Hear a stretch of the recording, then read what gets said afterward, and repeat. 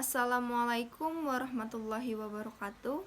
Nama saya Heni Putri Rahayu dengan NIM 20206040442 dari Program Studi Manajemen Zakat dan Wakaf, Fakultas Ekonomi dan Bisnis Islam, Universitas Islam Negeri Raden Fatah Palembang. Video ini dibuat untuk memenuhi tugas ujian tengah semester mata kuliah Tafsir Ayat Zakat Wakaf yang diampu langsung oleh Bapak Mufti Fiandi MAG.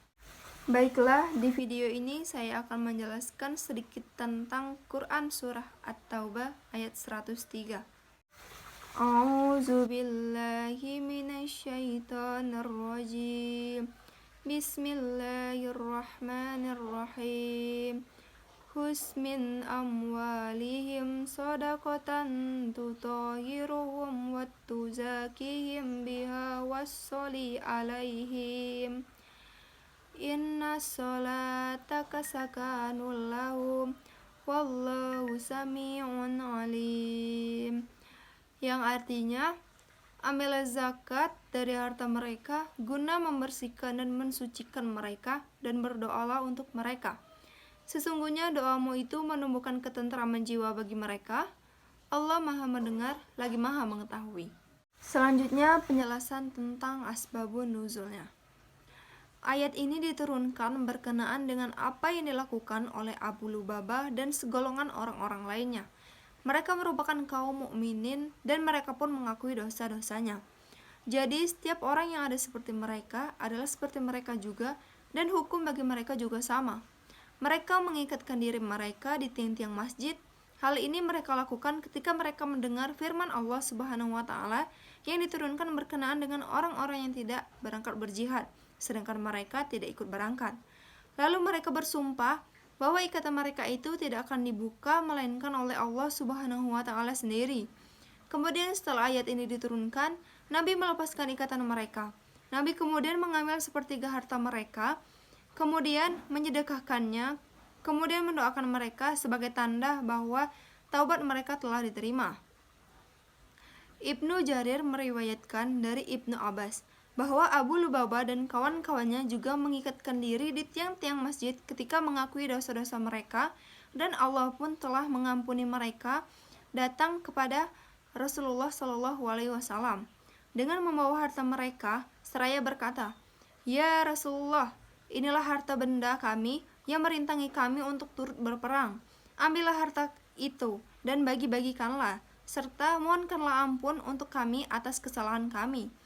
Rasulullah menjawab, "Aku belum diperintahkan untuk menerima hartamu itu." Maka turunlah ayat ini, "Khudz min amwalihim shadaqatan." Lalu Rasulullah SAW mengambil sepertiga dari harta mereka. Dari riwayat lain disebutkan bahwa sebab diturunkannya ayat ini adalah sebagaimana yang diriwayatkan oleh Tabrani dan Baihaqi bahwa Tasalab ibn Hadhab meminta doa Rasulullah, "Ya Rasulullah, berdoalah pada Allah supaya dia memberi rezeki harta pada saya." Kemudian berkembang biaklah domba Tasalab hingga dia tidak sholat Jumat dan ikut jamaah. Lalu turunlah ayat Khudz min amwalihim. Selanjutnya penjelasan penafsiran kata-kata dalam ayat tersebut, seperti kata-kata perintah Khudz min amwalihim, yang artinya ambil zakat dari sebagian harta mereka. Terdapat pendapat mengatakan yang dimaksud adalah zakat yang wajib dikeluarkan, dan pendapat lain mengatakan ini merupakan sedekah yang hanya diwajibkan atas orang-orang yang mengakui kesalahannya tersebut. Karena setelah penerimaan taubat mereka, lalu mereka menawarkan harta mereka kepada Rasulullah SAW, sehingga turun ayat ini yang memerintahkan Rasulullah untuk mengambil sebagian harta mereka dan bukan seluruhnya. Kemudian ada kata sodakotan. Dalam ayat tersebut dapat diartikan zakat sebagai sedekah untuk mensucikan diri. Dan yang terakhir adalah penjelasan secara menyeluruh tentang perintah dalam ayat tersebut. Menurut Ibnu Katsir, ayat ini menjelaskan tentang perintah Allah Subhanahu wa Ta'ala kepada Rasulnya untuk mengambil zakat dari harta mereka guna membersihkan dan mensucikan diri melalui zakat tersebut. Menurutnya, perintah ini juga ditunjukkan kepada orang-orang yang mengakui perbuatan dosa mereka, yang mencampurkan amal baik dan amal buruknya.